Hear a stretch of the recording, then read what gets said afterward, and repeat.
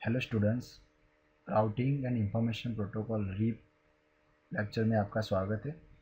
ये लेक्चर में आप जस्ट यहाँ पे देखेंगे राउटिंग इंफॉर्मेशन प्रोटोकॉल का बेसिक कंसेप्ट क्या है और उसके बाद में कॉन्फ़िगरिंग करेंगे नेक्स्ट लेक्चर में। पहले तो हमने देखा आगे कि डायनामिक राउटिंग प्रोटोकॉल क्या है, स्टैटिक क्या है एंड डिफ़ॉल्ट राउटिंग क्या है।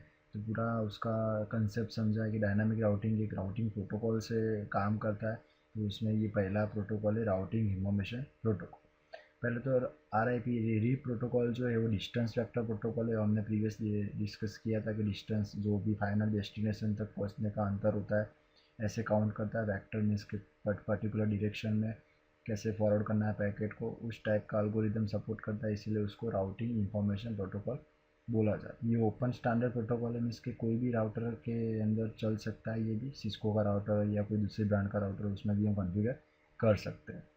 रीप प्रोटोकॉल के दो वर्जन आते हैं, RIP version 1 and RIP version 2। दोनों में डिफरेंस क्या है बेसिकली? तो रीप वर्जन 1 ओल्डर वर्जन है उसका, ये रीप वर्जन 2 नया वर्जन आया बाद में। रीप वर्जन 1 जो है क्लास फुल सपोर्टेड प्रोटोकॉल है एंड रीप वर्जन 2 जो है वो क्लास लेस है। अभी तो क्लास फुल क्या है एंड क्लास लेस क्या है।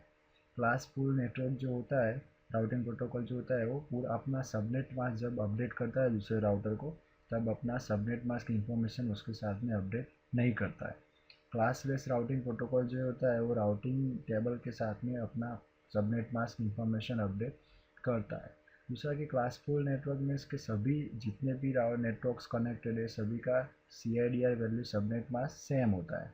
एंड क्लासलेस राउटिंग प्रोटोकॉल जो होता है वो variable length subnet mask use करता है, डिफरेंट डिफरेंट सबनेट मास्क उसका हो सकता है। तो रीप वर्जन 1 जो है क्लास फुल नेटवर्क को सपोर्ट करता है एंड रीप वर्जन 2 जो है क्लास लेस को सपोर्ट करता है। दूसरा कि रीप वर्जन 1 जो है वो जो अपडेट करता है वो वाया ब्रॉडकास्ट करता है सभी राउटर को, एंड रीप वर्जन 1 ब्रॉडकास्ट करता है एंड रीप वर्जन 2 जो है वो मल्टीकास्ट एड्रेस से राउटर को अपडेट भेजता है। दूसरा सेकंड थिंग है, रीप वर्जन 1 ऑथेंटिकेशन सपोर्ट नहीं करता है क्योंकि ओल्ड वर्जन है, उस टाइम पे ऑथेंटिकेशन वो सपोर्ट नहीं करता होगा। बट उसका जो नया वर्जन है रीप वर्जन 2 वो ऑथेंटिकेशन को सपोर्ट करता है। सेकंड थिंग, उसका रीप का जो एडमिनिस्ट्रेटिव डिस्टेंस है 120 है, जो मैंने बताया कि एडमिनिस्ट्रेटिव डिस्टेंस क्या होता है। ट्रस्टवर्थीनेस एक रेट होता है जो जिसका आईडी लोवेस्ट होता है वो बेस्ट पाथ काउंट होता है, वो मैगजीन करता है वो पूरा। वो तो इसलिए एडमिनिस्ट्रेटिव डिस्टेंस जो होता है बाय डिफ़ॉल्ट होता है 120 होता है रीप का, वो हम चेंज कर सकते हैं।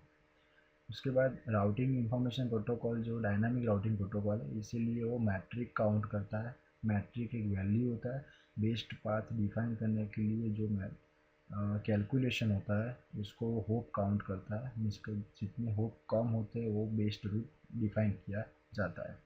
दूसरा कि अगर बैंडविड्थ ज़्यादा है, होप काउंट कम है, तो रीप ऑलवेज होप काउंट को ही मेजरली काउंट करेगा कि यही बेस्ट रूट है। मैक्सिमम 15 होप काउंट सपोर्टेड है रीप, मीन्स 15 राउटर तक है, उसके बाद वो अनरीचेबल राउटर को काउंट करता है, मीन्स कि वो स्मॉल ऑर्गेनाइजेशन में हम यूज़ कर सकते हैं। तो रीप प्रोटोकॉल का जो मेकेनिज़्म है काम करने का, उसमें अलग अलग टाइप के टाइमर्स होते हैं। कैसे वो वर्क करता है, एक राउटर से दूसरे राउटर में कैसे इंफॉर्मेशन अपडेट करता है, तो उसको अलग अलग तरीके से टाइमर बाय डिफ़ॉल्ट सेट होता है।